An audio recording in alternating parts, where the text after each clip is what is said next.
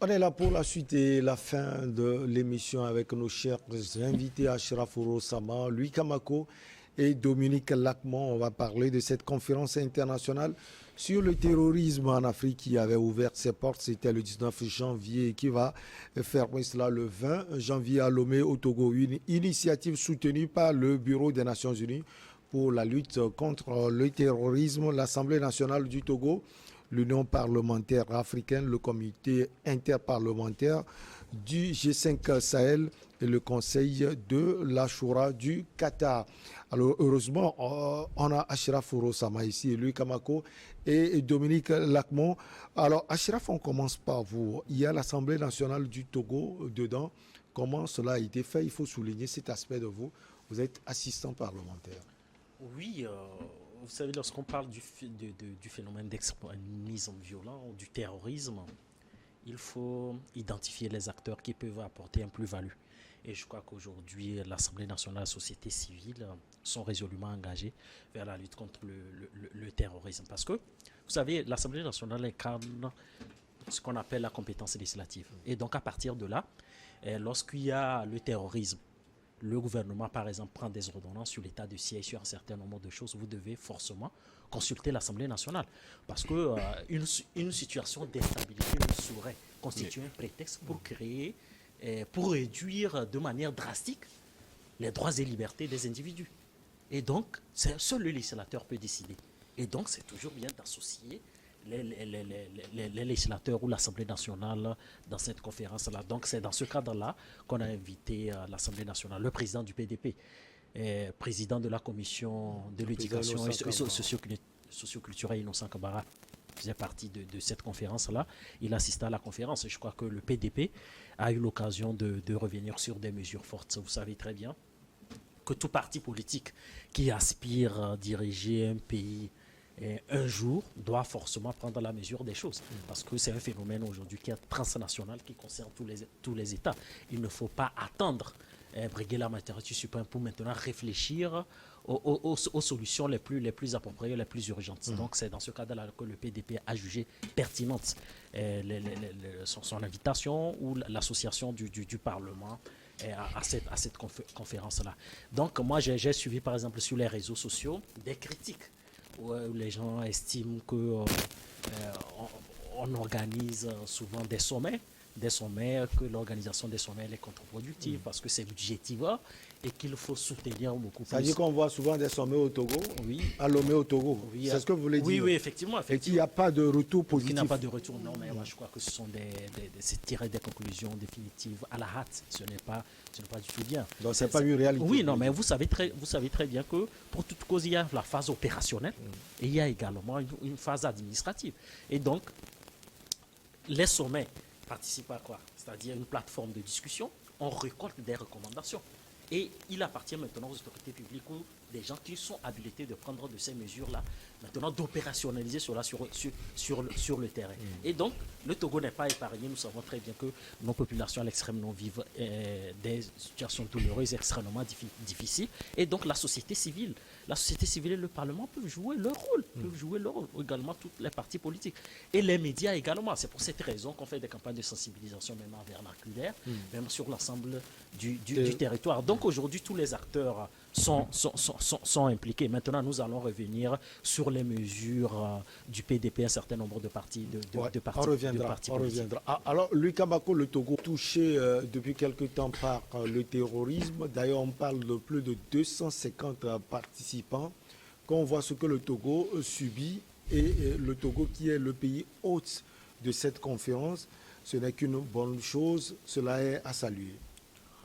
Oui, c'est une bonne chose pour le journaliste que tu es, mais je me dis, est-ce que pour le commun des mortels, est-ce que c'est la meilleure stratégie? Est-ce que c'est la meilleure solution? Est-ce que c'est la solution idoine aujourd'hui? Parce que je le dis, parce que je suis un peu lié à ce qui se dit, à ce qui se fait, à ce qui se passe ailleurs.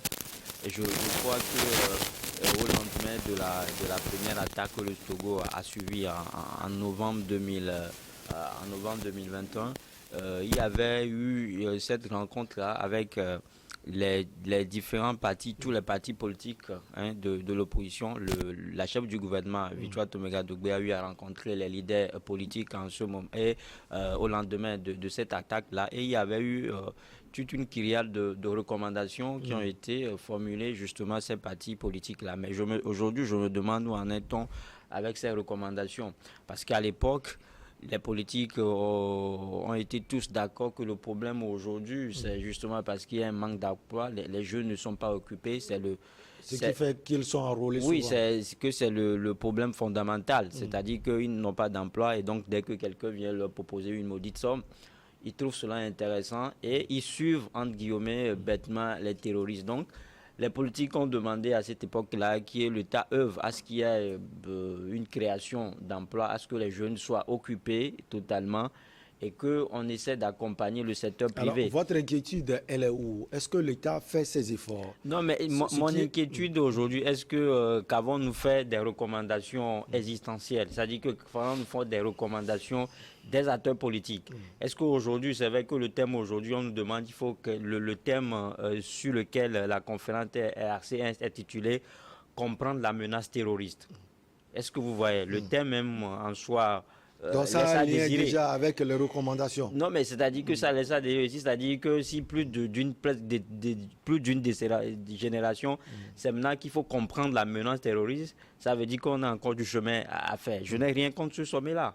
Il faut réfléchir, il faut à un moment donné s'asseoir et réfléchir en fait, à la menace terroriste. Et c'est ce qu'ils sont en train de faire. Mais je me demande, est-ce qu'il n'y a pas d'autres options? Et les options dont je parle, c'est justement ces recommandations-là qui ont été formulées. Et ça, ce n'est pas seulement le Togo. Oui, ça, ce n'est pas seulement le Togo. Parce qu'eux-mêmes, ils parlent tout le temps d'une guerre asymétrique. C'est-à-dire que vous ne connaissez pas l'ennemi. Et quand vous ne connaissez pas l'ennemi, c'est-à-dire que agissez vous aussi en conséquence. Et j'ai souvent dit que pour ce genre de trucs-là, on a une armée conséquente en Afrique. On peut justement s'appuyer sur l'armée égyptienne et tout, sur l'armée sud-africaine, nigériane. Voilà, donc aujourd'hui, c'est vrai que et pour tous ces pays-là, ils ont ce qu'on appelle une stratégie. Aussi, hein, je l'ai pas cité. On a déjà une stratégie nationale de lutte contre le terrorisme. Si on mettait tout ça à profit, au Togo, on a ce qu'on appelle le CIPLEV, qui est dans la prévention et dans l'anticipation. On a pas mal de mesures, hein, on a pas mal de solutions. Mais je me demande aujourd'hui, ce sommet... Bon, qu'est-ce que ça va apporter de plus? Qu'est-ce que ça va apporter? C'est la question que je me pose. Mais bon, le vin, je crois qu'il est tiré. On ne fait que le boire. Mais ce que je soutiens, c'est-à-dire que c'est cette volonté manifeste de l'Assemblée nationale à accompagner le gouvernement dans cette lutte-là. Parce que l'Assemblée nationale togolaise a déjà demandé à ce qu'il y ait une augmentation substantielle du budget destiné à la lutte contre le terrorisme. Et donc, quand on le fait, il faut qu'on essaie de communiquer là-dessus parce que le terrorisme, on a dit que c'est une affaire de nous tous. Et pour moi, c'est pour ça que je dis que le sommet, en réalité, ça va régler quoi de concret? Parce qu'on a dit qu'on est tous menacés. Quand on est menacé, quand tu t'en viens en danger, personne ne te dira de faire quoi que ce soit. Quand tu es dans une situation difficile, tu as dit que tu dois avoir le flair de te défendre. Et donc, pour moi, c'est pour ça que je dis qu'aujourd'hui, on n'a pas besoin de se réunir autour de ce thème-là. On sait que la menace, elle existe, donc il va falloir qu'on agisse en fait avec spontanéité. Alors l'inquiétude de Luc Kamako, je la comprends, c'est-à-dire l'inquiétude. Il a parlé, peut-être c'est Achraf qui l'a dit, de sommets de trop. On fait beaucoup de sommets au Togo. Alors pour lui, aujourd'hui, ce sont les résultats qui seront attendu après ce sommet. Dominique Lacmon, est-ce qu'on peut espérer que les solutions soient trouvées pour aller contre ces menaces terroristes en Afrique? Oui, avant de revenir sur ta question, mais je vais terminer par ce que mon ami vient de dire. Tu vas peut-être commencer par analyse. Là où il a terminé. Mais en fait, je comprends bien ces analyses, mais je suis tout mal. C'est parce que et quand il chute mal, ça doit forcément faire mal. Voilà, c'est que vous analysez, vous avez décrit comment les stratégies nationales de prévention et de lutte contre l'extrémisme violent au Togo ici, quelles sont les choses. Mais la rencontre il faut voir tous les participants. On a parlé de il y a le bureau, le bureau des Nations Unies, le G5 Sahel, l'Union parlementaire africaine. Donc, non seulement le Togo a accueilli ce sommet pour partager son expérience en matière du terrorisme. Vous n'êtes pas sans savoir que le Togo a fait beaucoup dans la prévention et lutte contre l'extrémisme violent. Et c'est important que les pays qui sont en proie actuellement puissent s'imprégner de ces mécanismes. Mais le Burkina vient de loin, le Mali et le Niger. Donc c'est des gens qui ont quand même des difficultés à mettre en place ces mécanismes-là. Et je pense que l'occasion leur a été donnée de venir s'imprégner de ces mécanismes. Le Togo, en matière, a fait beaucoup de réformes. Comme il a dit avec le CIPLEV, Comité interministériel de prévention et de lutte contre prévenir et lutte contre l'extrémisme violent, beaucoup de choses se font au Togo. Et les mécanismes touchent les communautés de base. Dans le problème de l'emploi dont fait cas mon ami, c'est un problème, il ne faut pas qu'on se dise général, un problème général. C'est pas Mais Togo. le Togo ne peut pas employer toute sa population. Donc il faut que les jeunes comprennent que c'est un prétexte. Quand on dit que c'est le problème de l'emploi, que je dois m'aligner vers le terrorisme, ça c'est un faux prétexte.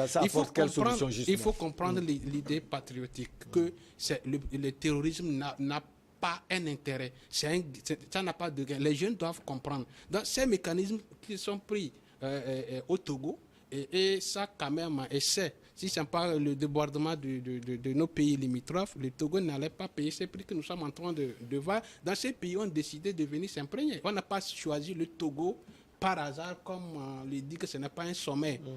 Ce sommet n'a pas... peut-être... Il dit que c'est un carrefour de rencontre. Non, pas du tout. Un carrefour de rencontre pour échanger.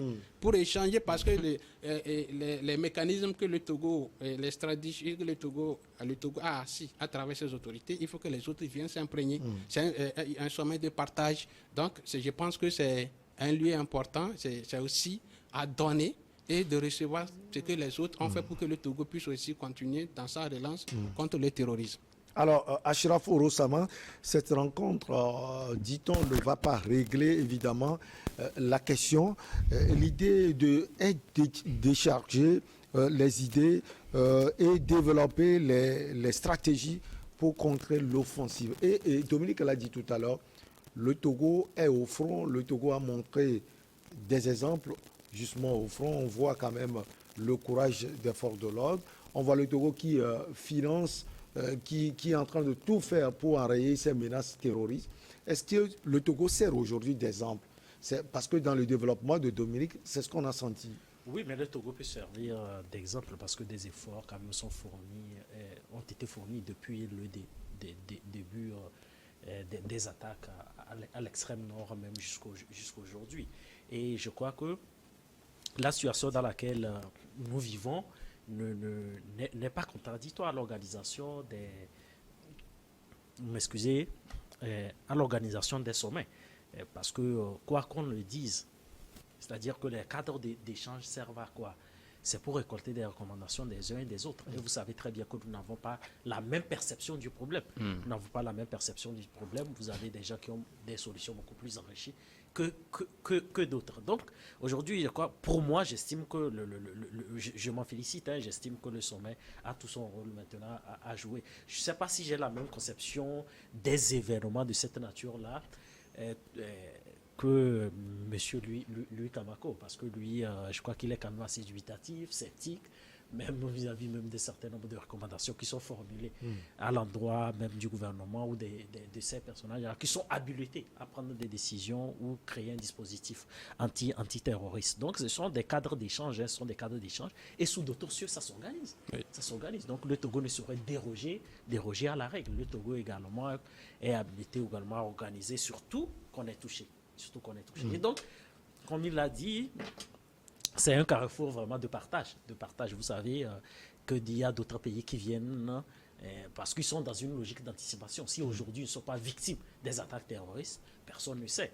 Parce qu'aujourd'hui, c'est un effet des dominos où presque toute la sous-région est touchée aujourd'hui. Donc, il faut être dans une logique d'anticipation et venir prendre des témoignages ou des politiques publiques qui sont appliquées dans des pays qui connaissent qui connaissent le terrorisme. Et c'était sous le haut patronat du président de la République. Dans tous les cas, il n'y a pas eu d'incident majeur. Le sommet s'est très bien passé. Bon, maintenant, par rapport, je voudrais revenir aux recommandations qui ont été formulées par les partis politiques lorsque la chef du gouvernement avait jugé utile de rencontrer. Moi, j'y étais à la primature, où on a tous les partis ont eu un temps de parole équilibré, où nous avons eu la chance vraiment de faire nos propositions. Et vous savez, en droit, les recommandations sont dénuées de force obligatoire. Lorsque vous faites des recommandations à l'autorité publique, il lui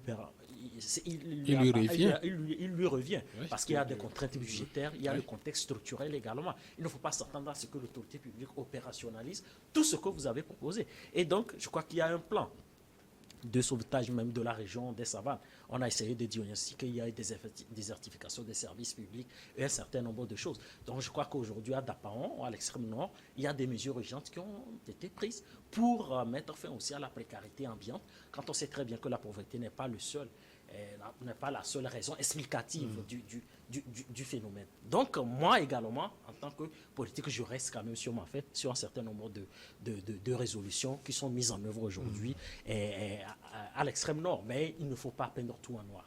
Vous savez, je l'ai dit très bien, lorsqu'on fait des recommandations à l'autorité publique, il lui revient de juger et de tirer les conséquences. Donc je comprends très bien l'irritation ou l'impatience de lui comme Ako. Dans tous les cas, il fait preuve de patriotisme. C'est quelqu'un qui a un amour fou pour son pays et qui se dit que le gouvernement ne va pas quand même assez vite. Et moi, je fais pas partie de la classe politique dirigeante et donc je ne sais pas comment les décisions quand même sont prises. Donc le PDP est une alternative crédible et nous faisons des propositions. Puisque la dernière fois, nous avons profité de faire nos propositions. Nous disons tout simplement que les initiatives solitaires sont contre-productives et qu'il faut vraiment une coordination, disons, une coordination étatique sous-régionale pour permettre à tous les États maintenant de faire front au phénomène. C'est extrêmement important. Je crois que toutes les partis politiques aujourd'hui sont dans cette logique-là. Donc, il appartient au gouvernement de récolter les mesures les plus pertinentes et surtout les plus transposables sur le terrain. Parce que vous pouvez faire des recommandations qui sont totalement surréalistes. Si on ne l'implante pas, vous allez accuser le gouvernement de n'avoir pas implanté des propositions surréalistes. Donc, je crois que M. Lukamako également prend en compte ces données peut-être surréalistes, c'est-à-dire que des recommandations qui ne sont pas implémentables, si je peux m'exprimer ainsi. Non, mais comment est-ce que ces recommandations, quand on parle par exemple d'organiser une foraine gratuite pour l'établissement des pièces d'identité aux populations, parce que c'est prouvé que là-bas, dans le Nord, certainement, plus de 80% des enfants n'ont pas de pièce d'identité. Quand vous n'arrivez pas à identifier les citoyens sur le territoire, quand vous ne savez pas... Je ne parle pas de ces mesures-là. Non, mais c'est une mesure parmi tant d'autres. C'est une mesure tant d'autres. C'est-à-dire que ce que vous aviez demandé, justement, ce n'est pas sorcier. Ce n'est pas sorcier, je crois. C'est-à-dire que ce sont des choses triviales, en fait. C'est-à-dire que je l'appelle les instances sur lesquelles le gouvernement doit travailler d'abord, avant peut-être d'ouvrir la vanne à d'autres pays. Parce qu'on parle de bataille d'expérience.